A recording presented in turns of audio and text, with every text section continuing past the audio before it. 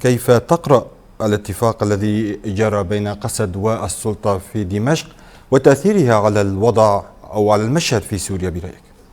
نعم، هذه الاتفاقية فعلا هي تفتح بابا جديدا للإدارة الذاتية الديمقراطية بجميع مكوناتها، لأن تكون شريكا فعليا لرسم مستقبل سوريا والمشاركة في بناء سوريا الجديدة. ولهذا أبارك لجميع شعبنا لهذه الاتفاقية التي هي بوابة لبناء سوريا الجديدة. نعم سيد صالح، يعني هذا الاتفاق هل سيفتح مجال لمرحلة سياسية جديدة تشمل مشاركة جميع المكونات في مستقبل سوريا برأيك؟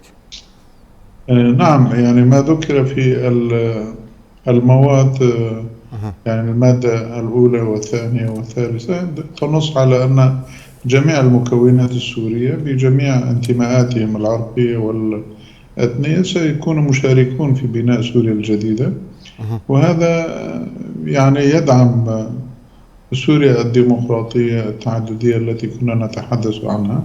أما بشأن التفاصيل فستكون هناك لجان متخصصة في هذه الشؤون، سواء الشؤون العسكرية أو الشؤون الإدارية أو الشؤون الاقتصادية وما إلى ذلك. ستكون هناك لجان متخصصة كما ورد في البيان، بالإضافة إلى البند الأخير الذي يحدد المدة في خلال هذه السنة.